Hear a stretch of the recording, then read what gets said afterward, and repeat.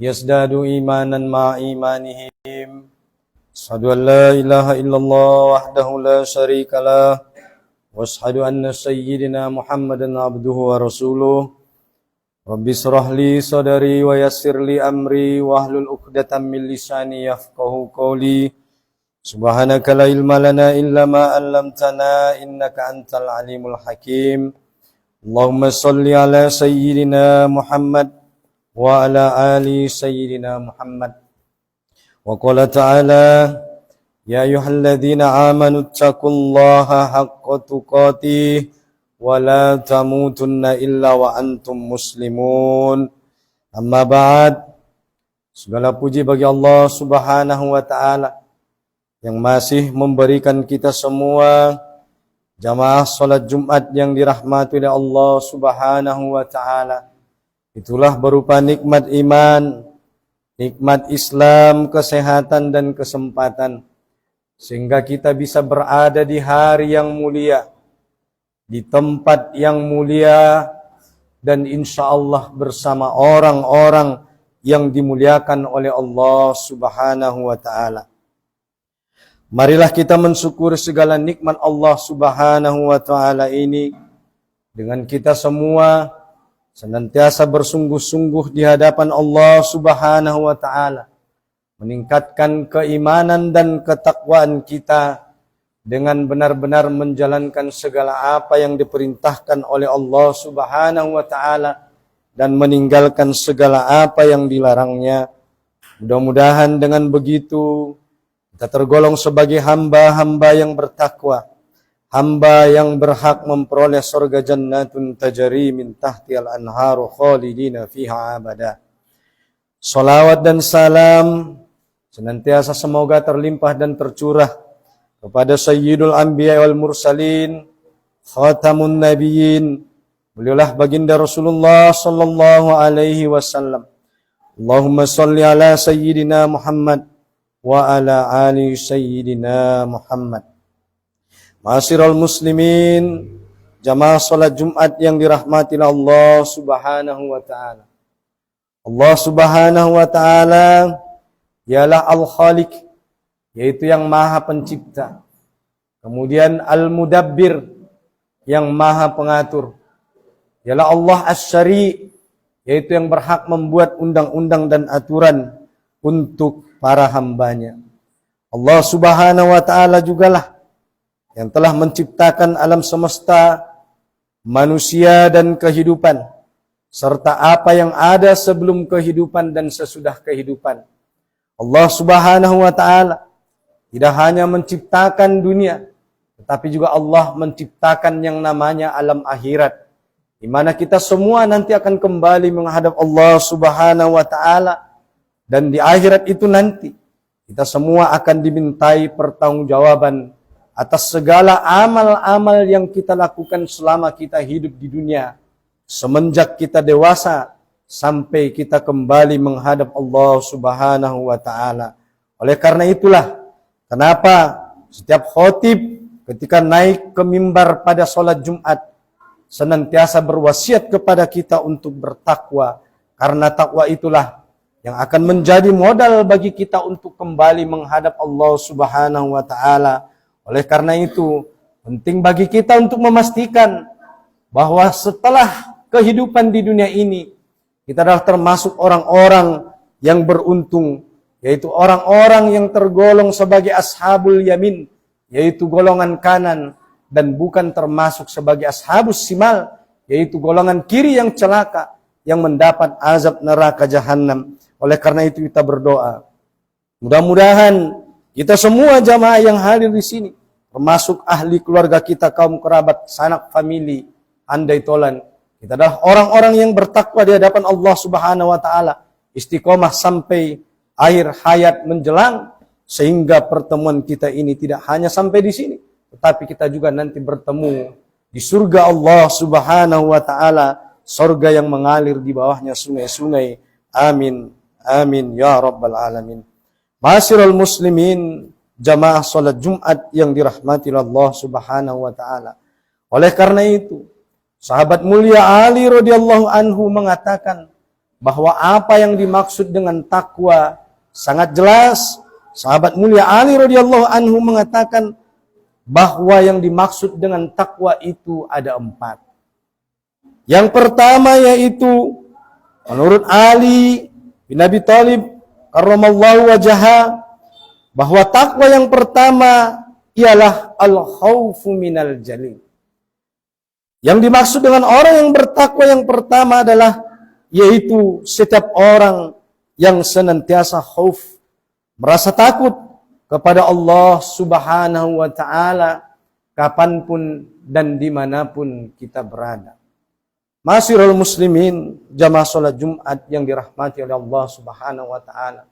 Di era teknologi yang sangat modern ini, kita bisa melihat bahwa banyak di sekeliling kita terdapat CCTV untuk mengawasi setiap pergerakan manusia, dan dari sana kita bisa tahu apa yang sedang mereka lakukan. Tetapi jamaah Jumat yang dirahmati Allah Subhanahu wa ta'ala, ternyata di dalam kehidupan kita ini yang sesungguhnya juga ada CCTV tanpa kabel yang senantiasa mengawasi kita, baik ketika kita berada di keramaian maupun ketika kita berada di tempat yang sepi, ketika kita berada bersama keluarga kita, bersama sahabat-sahabat kita.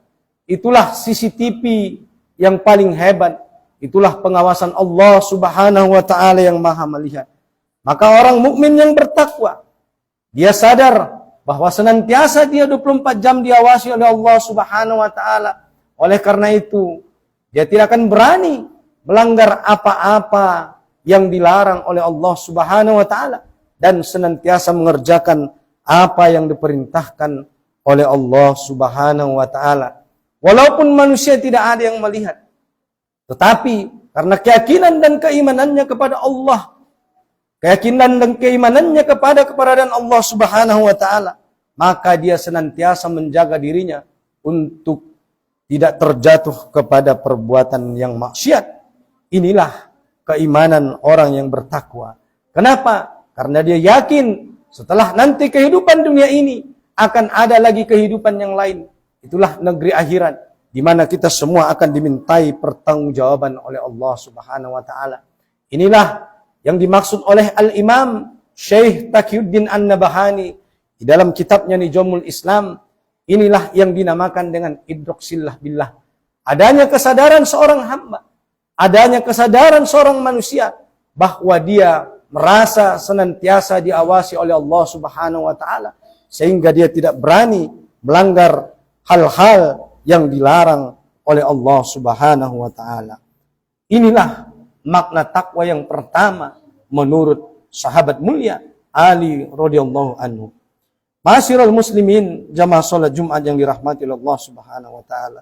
Maka makna takwa yang kedua adalah wal amalu bitanzil, yaitu mengamalkan segala apa yang diperintahkan oleh Allah Subhanahu wa ta'ala.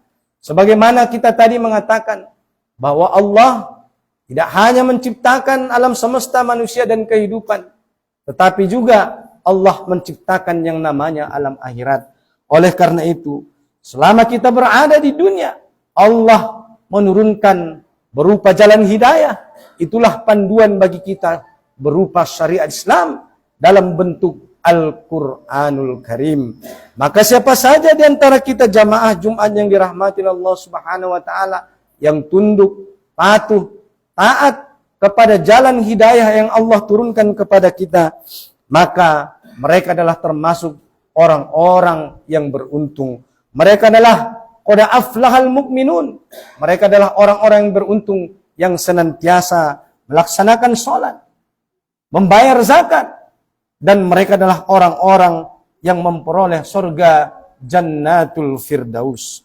Oleh karena itu, jamaah Jumat yang dirahmati Allah Subhanahu wa ta'ala, di dalam kehidupan kita ini, selama kita hidup di dunia, sampai kita nanti kembali menghadap Allah Subhanahu wa ta'ala, kita hanya perlu menjaga 5 hal, yaitu ahkamul khams, hukum syarak yang 5, yaitu wajib, sunnah, mubah, makruh, haram.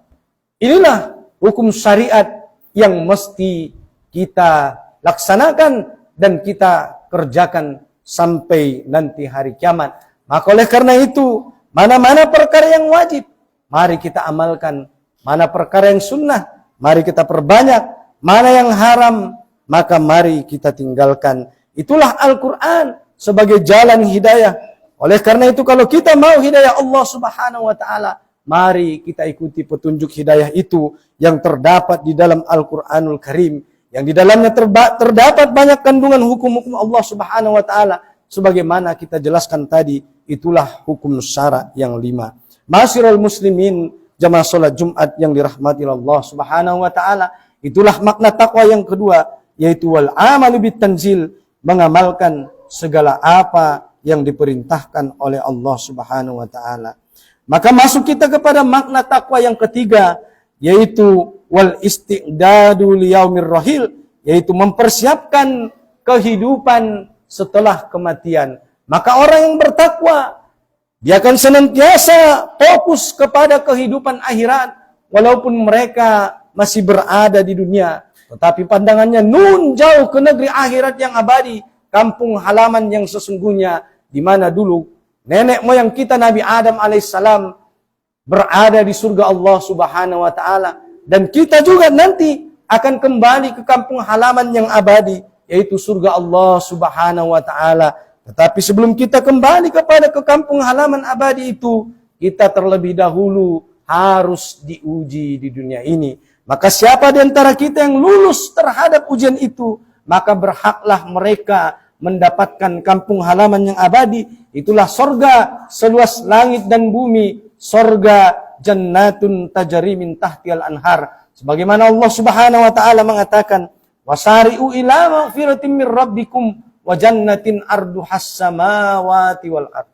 Bersegeralah kalian menuju ampunan Allah dan memperoleh surga, yang dimana surga itu dikatakan oleh Allah Subhanahu wa Ta'ala luasnya seluas langit dan bumi. Oleh karena itu, kalau kita paham bahwa kehidupan kita di dunia ini hanya sementara, paling 60-70 tahun, maka muslim yang cerdas, orang yang cerdas adalah orang yang mempersiapkan apa bekal setelah kematian, yaitu mempersiapkan kehidupan setelah kematian. Itulah amal yang akan kita bawa menuju negeri akhirat yang abadi. Ma'asyiral muslimin, jamaah salat Jumat yang dirahmati Allah Subhanahu wa Ta'ala, itulah makna takwa yang ketiga, yaitu mempersiapkan kehidupan setelah kematian. Oleh karena itu, penting bagi kita untuk memperhatikan, sudahkah kita memperbanyak amal? Sudahkah ada amal-amal yang kita lakukan sebagai bekal untuk kita pulang menghadap Allah Subhanahu wa Ta'ala? Kalau kita ingin berjalanan ke satu kota yang jauh, mungkin kota itu belum pernah kita kunjungi, dan perjalanan itu mungkin memakan waktu 1 minggu atau 2 minggu, tentu tidak sedikit bekal yang akan kita bawa. Lalu bagaimana kalau perjalanan itu adalah perjalanan yang jauh, perjalanan yang kalau kita tempuh kita tidak akan lagi kembali ke dunia? Tentu sudah semestinya lebih banyak bekal yang kita bawa menuju menghadap Allah Subhanahu wa Ta'ala. Sebab kalau panggilan itu telah datang, kita tidak akan kembali, kita tidak akan bisa kembali ke dunia ini untuk beramal ibadah, maka yang ada hanyalah nantinya penyesalan. Maka sebelum penyesalan itu datang, marilah kita bersungguh-sungguh bertakwa di hadapan Allah Subhanahu wa Ta'ala. Ma'asyiral muslimin, jamaah salat Jumat yang dirahmati Allah Subhanahu wa Ta'ala. Terakhir, sahabat mulia Ali radhiyallahu anhu mengatakan bahwa makna takwa yang keempat adalah waridho bil qalil, yaitu ridho dengan rahmat, dengan rezeki pemberian Allah walaupun jumlahnya sedikit. Seorang mukmin ketika dia telah berusaha mencari rezeki yang halal untuk diberikan kepada anak istrinya sebagai tanggung jawab seorang kepala rumah tangga, berapapun rezeki yang dia dapatkan pada waktu itu, maka dia akan bersyukur kepada Allah Subhanahu wa Ta'ala. Kenapa? Karena rezeki yang dia dapatkan tidak diperoleh dari menipu orang, tidak diperoleh dari mengurangi takaran dan timbangan, tidak korupsi, tidak curang. Berapapun rezeki yang dia dapatkan, maka dia bersyukur di hadapan Allah Subhanahu wa Ta'ala. Inilah orang yang bertakwa, yaitu ridho dengan hal yang sedikit. Kalau yang sedikit saja dia bisa mensyukuri, apalagilah kalau jumlahnya banyak. Bukankah Allah Subhanahu wa taala mengatakan, la in syakartum la azidannakum wa la in kafartum inna adzabi lasyadid. Sesungguhnya jika kamu bisa mensyukuri nikmatku, maka pasti akan aku tambah. Tetapi bila kamu kufur terhadap nikmatku, yaitu tidak mau tunduk dan patuh terhadap Allah Subhanahu wa taala, maka ketahuilah bahwa azabku sangatlah pedih, kata Allah Subhanahu wa taala. Ma'asyiral muslimin, jamaah salat Jumat yang dirahmati Allah Subhanahu wa taala. Inilah definisi takwa menurut Ali radhiyallahu anhu. Yang pertama tadi yaitu al-khaufu mir rabbil jalil, senantiasa merasa takut kepada Allah Subhanahu wa taala, wal amalu bitanzil, mengamalkan segala apa yang diperintahkan oleh Allah Subhanahu wa taala, wal isti'dadu liyaumir rahil, yaitu mempersiapkan kehidupan setelah kematian, yaitu negeri akhirat yang abadi. Dan yang terakhir adalah warridho bil qalil, yaitu ridho dengan pemberian Allah walaupun tidak seberapa jumlahnya. Yang penting rezeki yang dia dapatkan adalah halal dan berhak diberikan kepada anak dan istri. Ma'asyiral muslimin, jamaah salat Jumat yang dirahmati Allah Subhanahu wa taala. Mudah-mudahan khutbah kita yang singkat ini dapat bermanfaat bagi kita semua. Barakallah li wa lakum fil Qur'anil Karim wa nafa'ani wa iyyakum bima fihi minal ayati wa dzikril hakim wa taqabbalallahu minna wa minkum tilawatahu innahu was-samiul alim. Aqulu qouli hadza wa astaghfirullahal azim innahu wal ghafurur rahim.